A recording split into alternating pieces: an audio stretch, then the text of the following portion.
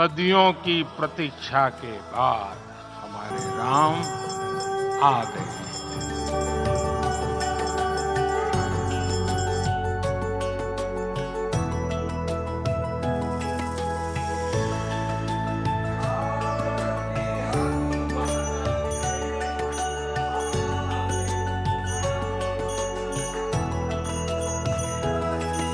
ये क्षण अलौकिक है, ये पल पवित्रतम है।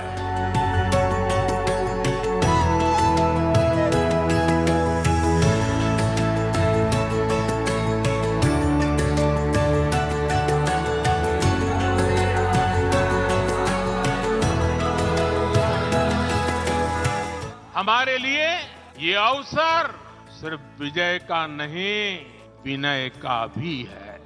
राम आग नहीं है, राम ऊर्जा है। राम विवाद नहीं, राम समाधान है। राम सिर्फ हमारे नहीं है, राम तो सबके हैं।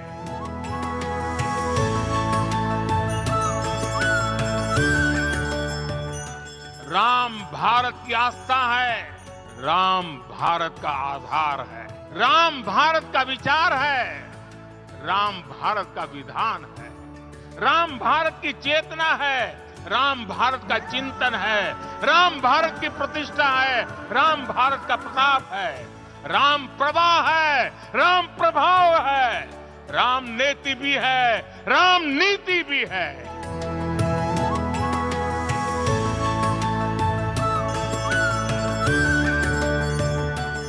ये भव्य राम मंदिर साक्षी बनेगा भारत के उत्कर्ष का, भारत के उदय का।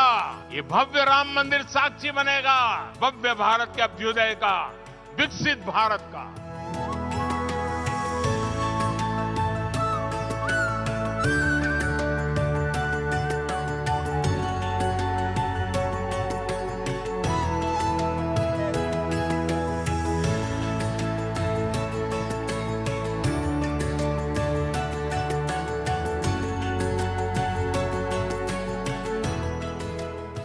रामचंद्र जी का मंदिर का निर्माण हुआ।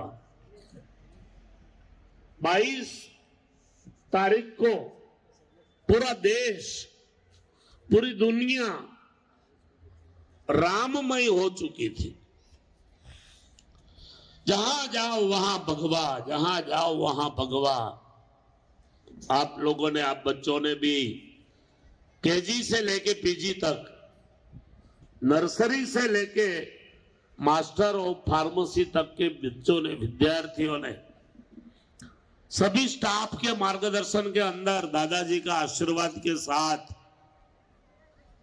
धामधूमी से राम श्री राम पुनः प्राण प्रतिष्ठा महोत्सव को आप लोगों ने भी यहां मनाया। पूरे देश से गणमान्य जो व्यक्ति थी उसको आमंत्रण मिला था गवर्नमेंट की ओर से। पूरे देश में कम से कम 60 से 70 लाख साधु है, अलग अलग धर्म, अलग अलग संप्रदाय, अलग अलग पथ। 60 से 70 लाख साधुओं में से 4000, सिर्फ 4000 संतों को निमंत्रण मिला था। अलग अलग क्षेत्रों से, जैसे कि स्पोर्ट्स में तेंदुलकर आया था, महेंद्र सिंह धोनी, विराट कोहली, हरभजन सिंह, रविंद्र जाडेजा, क्रिकेट से अलग अलग। उसी प्रकार सिनेमा जगत से कई हीरोइन, अमिताभ बच्चन, गोविंदा, उद्योग जगत से मुकेश भाई अंबानी पूरी फैमिली इसको लेके आए थे। उनके दोनों लड़के, दोनों लड़कों की वाइफ, उनकी लड़की, उनका वाइफ, सब पूरा परिवार जमायों के साथ। क्यों? कि सबको ये लगता था कि ये हमारा सद्भाग्य है कि भगवान रामचंद्र जी की पुनः प्रतिष्ठा हो और उसमें उस दर्शन का लावा बहुत कम व्यक्तियों को मिला। आज पूरे वर्ल्ड में टेक्नोलॉजी बहुत आगे बढ़ चुकी है, तो आप लोगों ने भी उसी दिन, उसी समय, दूसरे दिन, तीसरे दिन यूट्यूब के माध्यम से उस मूर्ति का दर्शन किया होगा।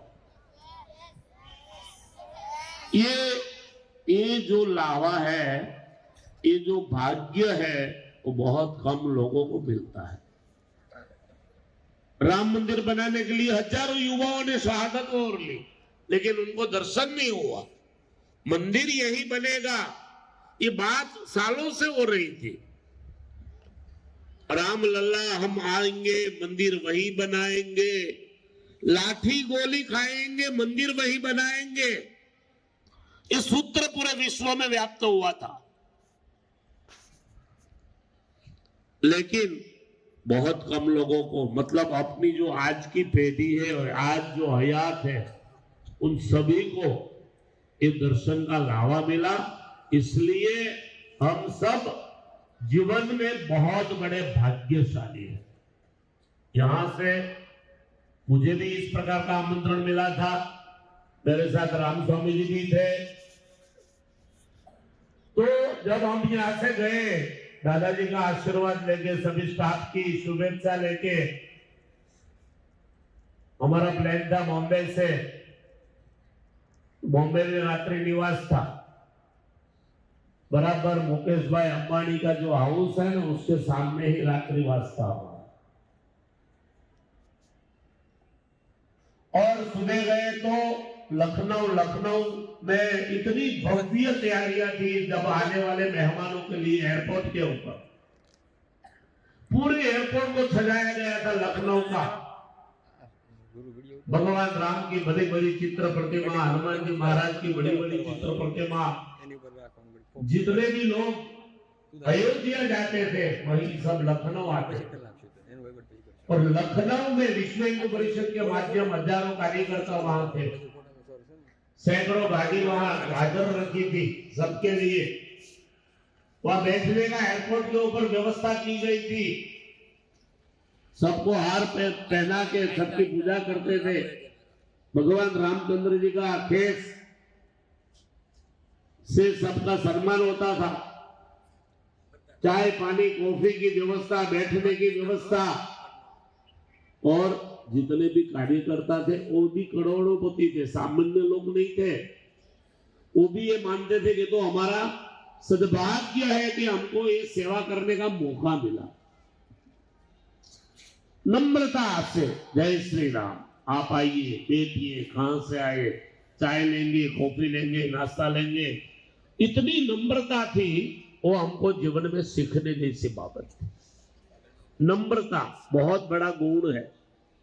सिंपलनेस, सरलता, हर एक के जीवन में सरलता होनी चाहिए। मुकेश अंबानी पूरे फैमिली के साथ वहां था, आज पूरे विश्व का धनपति है। उनके पास क्या नहीं है, लेकिन जितना धन है ना, उससे ज्यादा पूरे फैमिली में सिंपलनेस, सरलता थी, सादाई थी। कोई पैसे का घमंड नहीं था, सबके साथ बैठ गए थे। अमिताभ बच्चन वहां था, विश्व का जाने माना व्यक्तित्व, हाथ जोड़ के खड़ा था। अंत तक 3 घंटे तक ये कार्यक्रम चला। बड़े बड़े संत महात्मा थे। चार्टर्ड प्लेन, कम से कम 150 चार्टर्ड प्लेन आया था। प्लेन डाइवर्ट किया गया। लखनऊ में जगह नहीं थी तो दूसरे एयरपोर्ट पे, बगल वाले नागपुर के एयरपोर्ट पे और कहीं एयरपोर्ट पे सबको पार्किंग दिया गया। लेकिन सबसे बड़ी बात मैंने कहा ना, ऐसी सिंपलनेस थी, सरलता। जिसके जीवन में सरलता हो, सादाई हो। आज हम लोग ब्रांड के पीछे घूमते हैं, ये ब्रांड का जूता होना चाहिए, ये ब्रांड का टी शर्ट होना चाहिए, मेरे पास इस प्रकार की स्कूल बैग होनी चाहिए, ये पेन होनी चाहिए। कमाया जीवन में कुछ नहीं है, लेकिन ये सब मेरे पास होना चाहिए। एप्पल का फोन होना चाहिए। कई बच्चे तो एप्पल का फोन 2-2 साल में बदल देते हैं। ये गलत बात है। जो भी है भगवान की कृपा से अपने पास जो हमें मिला है उसमें आनंद पाओ, कई बार होता है कि मेरे पास तो सिंपल फोन है, मेरी साथ सहाध्यायी है विद्यार्थिनी, उसके पास एप्पल का है, खुद दुखी होता है। मेरे पास जो है उसका मुझे आनंद है। हम लोग गए लखनऊ से, वाहन की व्यवस्था की गई थी सरकार की तरफ से, पूरी बस भर के, क्योंकि हमारे प्लेन में 25 साधु थे। साउथ से कई संत का, साउथ का प्लेन आया तमिलनाडु का, तो उसमें 8-10 लोग आए। सबको बस में बिठा के लखनऊ से अयोध्या 170 किलोमीटर है, लेकिन लखनऊ से अयोध्या तक दोनों साइड कोई गांव ऐसा नहीं था कि जहां राम जी और हनुमान जी का ध्वज न लहराता हो। एक इंच जगह कहीं खाली नहीं थी जहां बोर्ड नहीं लगा हो शुभेच्छा का, आपका स्वागत करते हैं, आप आइए, आपकी अयोध्या की पवित्र भूमि में स्वागत है। पूरे 150-70 किलोमीटर तक बोर्ड लगा हुआ था दोनों साइड, और लोगों में उत्साह था, बहुत उत्साह, गांव गांव में उत्साह था। अयोध्या गए हम, प्रवेश द्वार पे खड़े रहे, चप्पे चप्पे पे मिलिट्री और पुलिस थी। कोई व्यक्ति अंदर बिना परमिशन अंदर नहीं जा सकता था। सबकी जांच होती थी, सबको एडवांस में, जिसको निमंत्रण दिया गया था उसको एक पत्रिका दी थी, उनके पास 2 लेटर था निमंत्रण का, और उसको सबको कार्ड दिया गया था, आइडेंटिटी कार्ड। हर एक व्यक्ति को अब आइडेंटिटी कार्ड का कोड नंबर था, हर एक व्यक्ति का कोड नंबर। जैसे मेरा 130 1030 1030 मेरा कोड नंबर था, तो जैसे कंप्यूटर में 1030 डाल दिया, तुरंत रिकॉर्ड बाहर, तो भाई कहां से है, कौन है, क्यों आए हैं, निमंत्रण है कि नहीं है, क्या सब कुछ। और सबको तलाश कर करके अयोध्या में जाने देते थे। हमारे स्वामीनारायण संप्रदाय से कम 60 साधुओं को निमंत्रण मिला था। सबका निवास एक ही जगह पे था, अयोध्या रेलवे स्टेशन के पास बहुत बड़ा स्वामीनारायण का बहुत पुराना मंदिर है, जहां भगवान स्वामीनारायण अयोध्या से बगल में छपैया, वहां जन्म हुआ था। 3 साल तक भगवान छपैया में रहे, और 4 साल से 11 साल तक 7 साल भगवान अयोध्या में रहे थे। तो जहां रहते थे उसी जगह पे आज बहुत बड़ा मंदिर है, कम से कम 100-150 आवास रूमों की व्यवस्था है, एसी नॉन एसी, सभी संतों का निवास स्थान था वहां। बहुत ठंडी थी, भयंकर ठंडी थी, जैसे आप हिमालय में आ गए हो, लेकिन सभी प्रकार की सुविधाएं थी। 22 तारीख को, 21 तारीख, हम 20 तारीख को वहां पहुंच गए थे। 21 तारीख को पूरा अयोध्या दर्शन किया, हनुमानगढ़ी, सरयू नदी, पूरे अयोध्या को इतना श्रृंगार किया था लाइटों से, कई प्रकार की अलग अलग रोशनियां, बैनर्स, जहां जाओ लाखों की संख्या में लोग वहां थे, लाखों की संख्या में। अयोध्या की बस्ती होगी 60-70 हजार की, और लोग थे 10-12 लाख।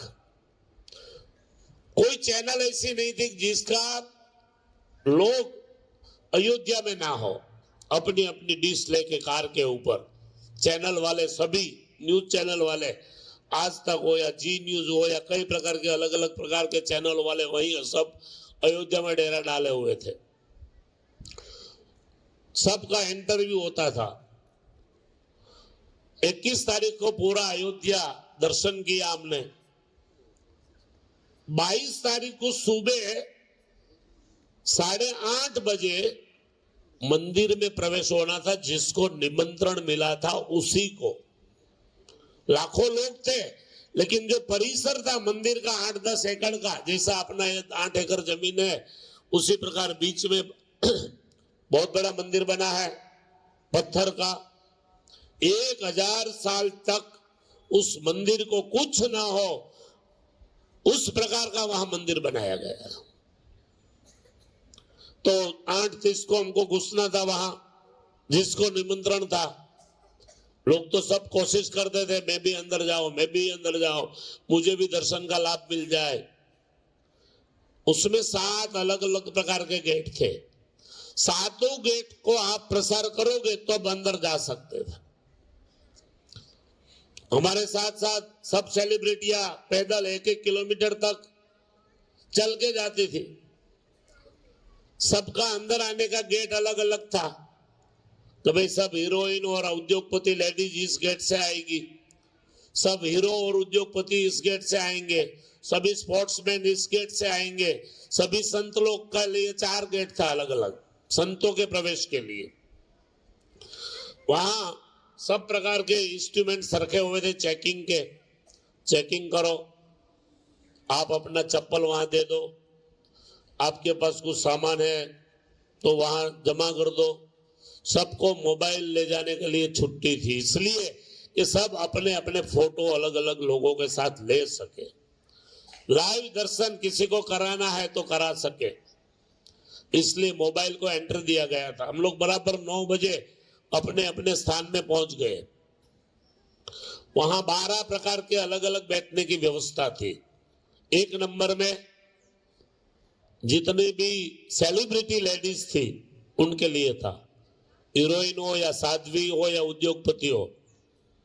लेडीज सेलिब्रिटी के लिए 1 नंबर था। 2 नंबर पे जेंट्स हीरो हीरोइन उद्योगपति स्पोर्ट्समैन उनके लिए 2 नंबर था। 3 नंबर पे बड़े बड़े धर्मात्मा थे, जैसे रामदेव जी महाराज, श्री श्री रविशंकर जी, मोरारी बापू, ऐसे लोग। 4 नंबर पे हमारा नंबर था, हम लोग 4 नंबर पे थे, एग्जैक्ट नरेंद्र भाई मोदी जी के सामने।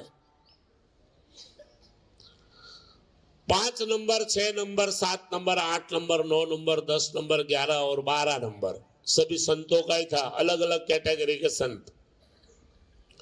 बराबर 10 बजे नरेंद्र भाई हाथ में छत्र लेके आए, चांदी का छत्र लेके, जैसे कोई धर्मात्मा महापुरुष, जैसे कोई इंद्र आया हो, इसे एकदम सरलता, सिंपलनेस, सादाई, धोती और कुर्ता, धोती और खेस, कपाल में ऊर्ध्वपुंड्र तिलक। हम लोग बोलते हैं ना कि तिलक करना चाहिए। क्यों बोलते हैं? तिलक करने से हमारी सुखियां बढ़ती है। बहनों को लाल कलर का चांदला करना चाहिए, उसमें लक्ष्मी जी का वास होता है, लेकिन हम मानते नहीं है, हम तो पढ़े लिखे हैं।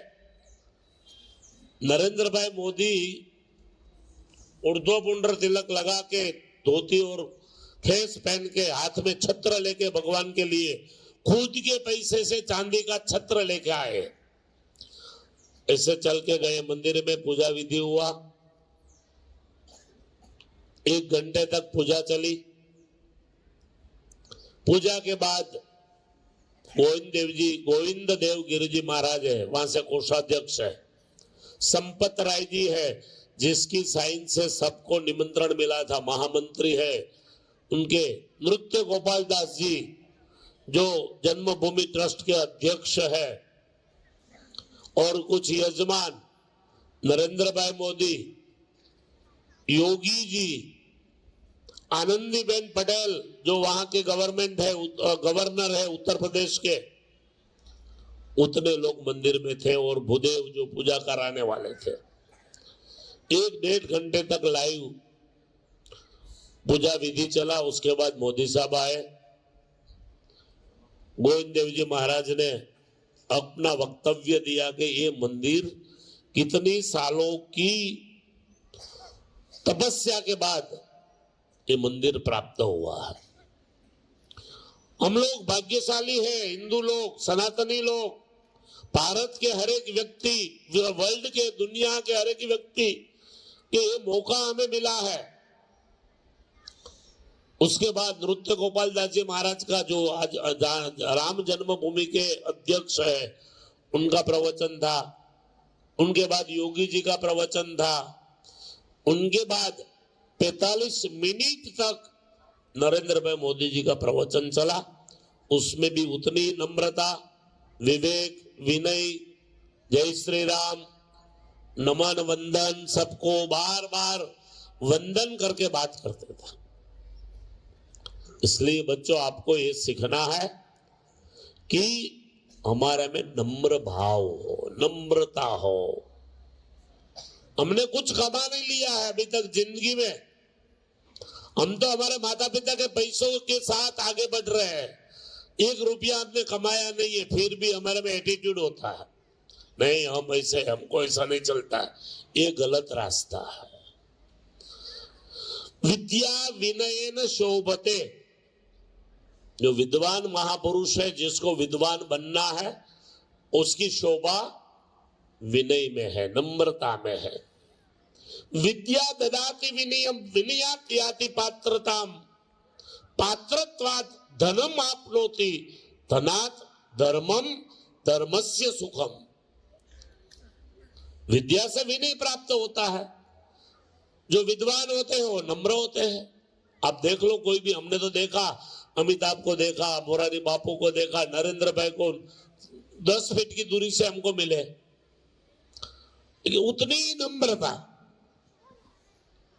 सबको पैर पड़ते थे, छोटे से छोटे संत को पैर पड़ते थे,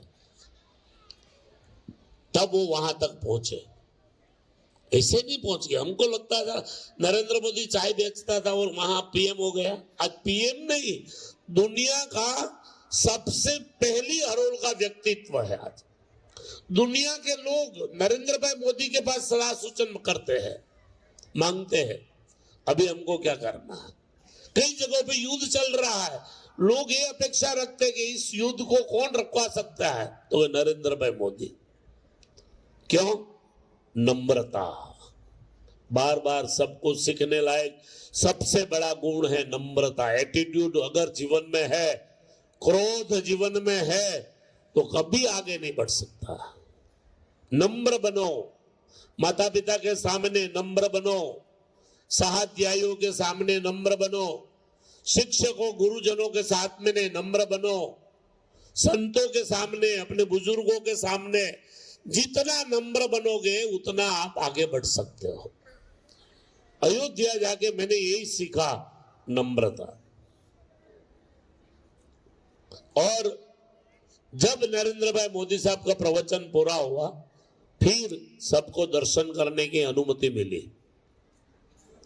भव्य मंदिर बना है, बहुत बड़ा मंदिर बना है, और उसमें रामलला की मूर्ति, भगवान रामचंद्र जी की मूर्ति स्थापित की गई है, श्याम कलर की, कर्नाटक के पत्थर से बनी हुई ये मूर्ति।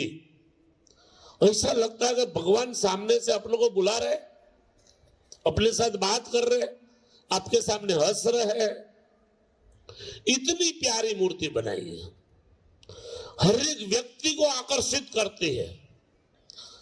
कई लोग तो वहां रोते थे, बड़े बड़े लोग, हीरो हीरोइन, उद्योगपति, हर्ष के आंसू से रोते थे कि हमारी संस्कृति में हमें इतना बड़ा भाग्य दिन प्राप्त हुआ, हम इस महामहोत्सव के साक्षी बने, उसके लिए रोते थे। तो वहां गए, दर्शन किया, आप सबको याद किया, प्रार्थना की कि हमारे सभी विद्यार्थी के परिवार, हमारे सभी स्टाफ के परिवार, हमारे सभी दाताओं के परिवार, हमारा पूरा घर,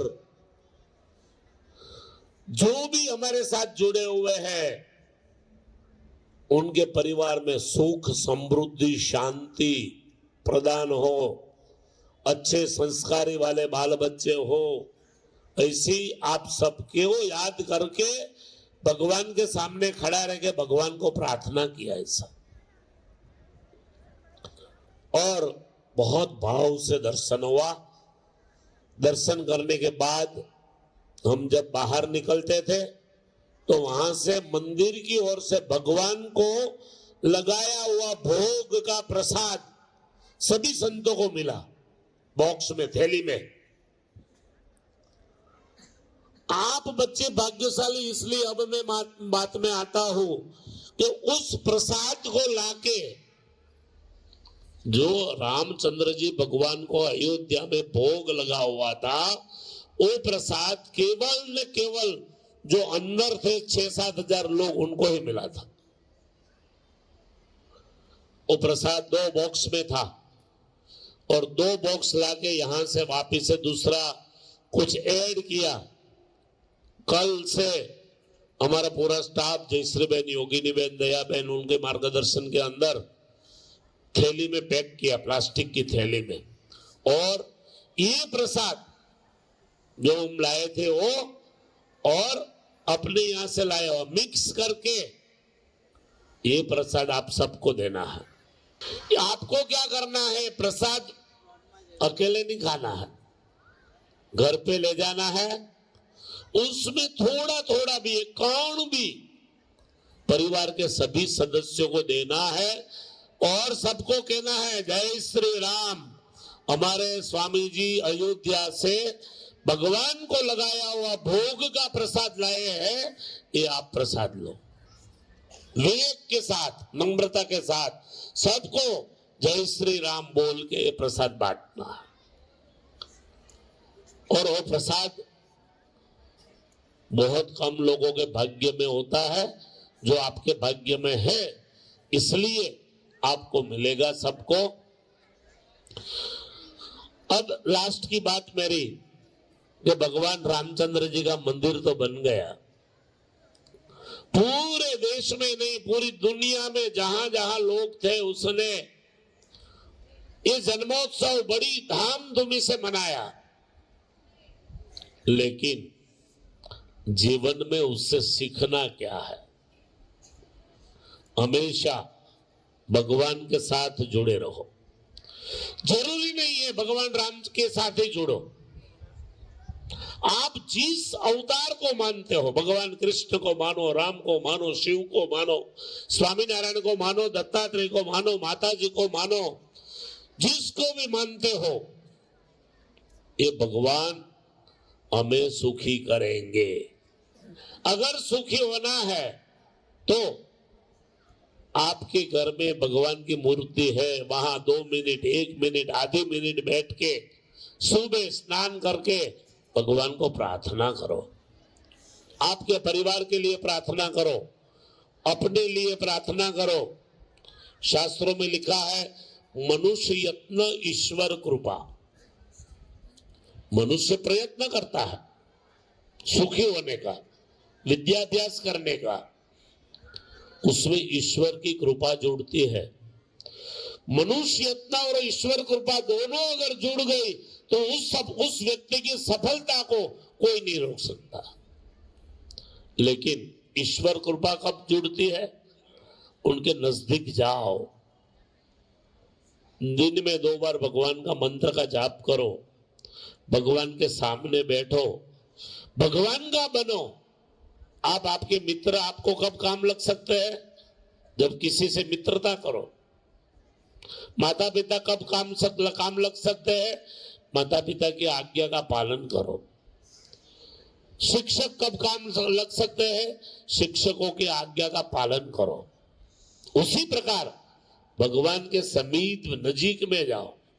जितना आप भगवान के नजदीक में जाओगे उतना आप सुखी होंगे।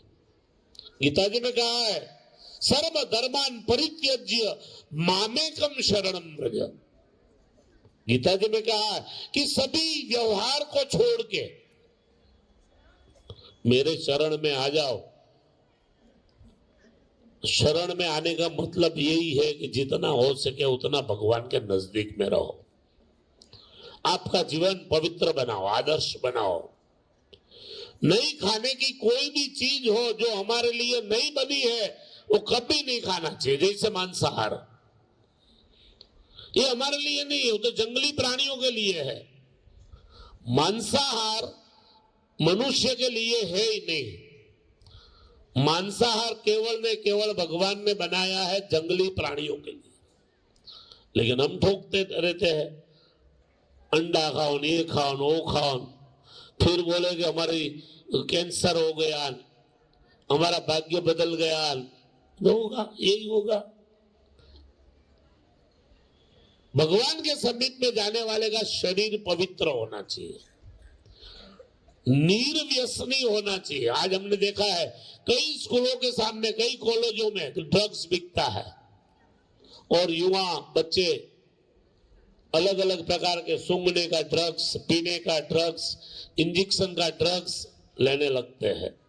एक दूसरे के सहयोग के कारण, संग के कारण आप भाग्यशाली हो कि यहां आपको बार बार ऐसी आध्यात्म जगत की बात सुनने मिलती है। आप उससे दूर रहने की कोशिश करो, खाली हमारे कहने से नहीं। अगर आपको आगे बढ़ना है, जीवन को पवित्र बनाना है, तो जीवन को निर्व्यसनी बनाओ। कभी भी व्यसन के जिस प्रकार हम टॉयलेट के सामने देखते नहीं है, तो वही मानना है ये गंदी चीज है, उसके सामने देखने की भी कोशिश नहीं होनी चाहिए, जिसको जीवन में सुखी बनना है। तो भगवान रामचंद्र जी, भगवान स्वामीनारायण, भगवान श्री कृष्ण, भगवान चंद्रमौलेश्वर शिव, उनकी कृपा आपके जीवन में हमेशा रहेगी। जीवन पवित्र होना चाहिए। आप तो बहुत छोटे छोटे बच्चे हो, आपका जीवन जितना पवित्र उतना अपना देश पवित्र। आप बड़े होके कोई इसमें से एडवोकेट बनोगे, डॉक्टर बनोगे, नेता बनोगे, लेकिन डॉक्टर, एडवोकेट, नेता बनने का तरीका फाइनल नहीं है। उसके साथ साथ आदर्श, विनम्र, सज्जन, ऐसे डॉक्टर बने, ऐसे फार्मासिस्ट बने। मैं जिंदगी में कभी गलत काम नहीं करूंगा, मैं जिंदगी में कभी गलत नहीं सोचूंगा, मेरे जबान से कभी गलत बात नहीं निकलेगी, मैं कभी किसी की निंदा नहीं करूंगा। अगर इस प्रकार हम आगे बढ़ेंगे तो पूरे दुनिया में हमारी संस्कृति व्याप्त हो जाएगी। ये करना बहुत जरूरी है, हमसे ही होगा। तो विशेष न कह के बहुत कुछ किया।